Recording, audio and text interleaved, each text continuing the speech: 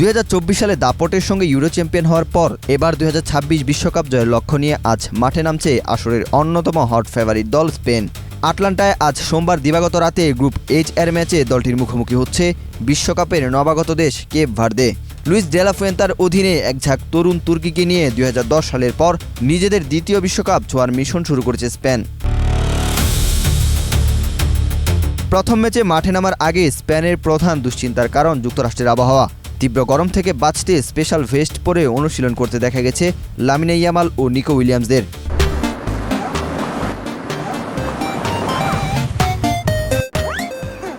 Injury কাটিয়ে এই দুই প্রধান ফরোয়ার্ডের পুরোদমে অনুশীলনে ফেরা স্বস্তি দিচ্ছে কোচ ডে লা ফুয়েন্তেকে। তবে শুধু আক্রমণ ভাগই নয়, ব্যালন ডি'অর জয়ী রদ্রি, পেদ্রি, গাভি ও ফাবিয়ান রুইজদের নিয়ে গড়া স্পেনের মাঝমাঠও যে কোনো প্রতিপক্ষের জন্য এক বড় আতঙ্ক। 2010 সালে বিশ্বকাপ জয়ের পর স্পেনের পাসিং ফুটবল কিছুটা ম্যারমেরে হয়ে পড়েছিল, যার খেসারত দিতে হয় পরের 3টি বিশ্বকাপে।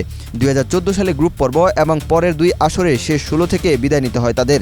তবে নতুন কোচ দায়িত্ব নেওয়ার পর পাসিং ফুটবল বাদ দিয়ে অল আউট আক্রমণাত্মক কৌশলে স্পেনকে এক ভয়ঙ্কর দলে রূপ দিয়েছে।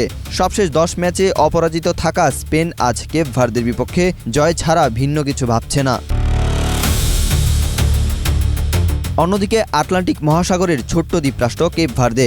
মাত্র 6 লাখ জনসংখ্যার এই দেশটি ক্যামেরুনের মতো শক্তিশালী দলকে পেছনে ফেলে প্রথমবারের মতো বিশ্বকাপের টিকিট পেয়েছে। র্যাঙ্কিংয়ে স্পেনের চেয়ে 65 ধাপ পিছিয়ে থাকলেও তারা শুধু অংশ নিতে আসেনি, লড়াইয়ে এক বিন্দু ছাড় দিতে নারাজ দলটি। বিশ্বকাপের প্রীতি ম্যাচে ইউরোপের দেশ সার্বিয়াকে 3-0 গোলে হারিয়ে নিজেদের শক্তির জানান দিয়েছে এই দলটি। রক্ষণে ভিয়ারিয়াল তারকা লোগান কস্তা আর আক্রমণে 97 ম্যাচে 22 গোল করা 36 বছর বয়সী অভিজ্ঞ স্ট্রাইকার রায়ান মেন্ডেজই দলটির মূল ভরসা। কাগজে কলমে ফিফা র্যাঙ্কিংয়ের 2 নম্বর দল স্পেনের সাথে 67 নম্বরে থাকা কেপ ভার্দের শক্তির পার্থক্য আকাশ পাতাল। শক্তির বিচারে স্পেনকে শীর্ষ দাবিদার মনে করা হলেও ফুটবলের মঞ্চে ছোট দলগুলো বরাবরই চমক দেখাতে ভালোবাসে। এখন দেখার বিষয় ডে লা ফুয়েন্তের আক্রমণাত্মক কৌশলের সামনে নবাগত কেপ ভার্দে কোনো প্রতিরোধ গড়তে পারে কিনা। ওয়াহিদ হুসাইন জিহাদ, বাংলাদেশ প্রতিদিন।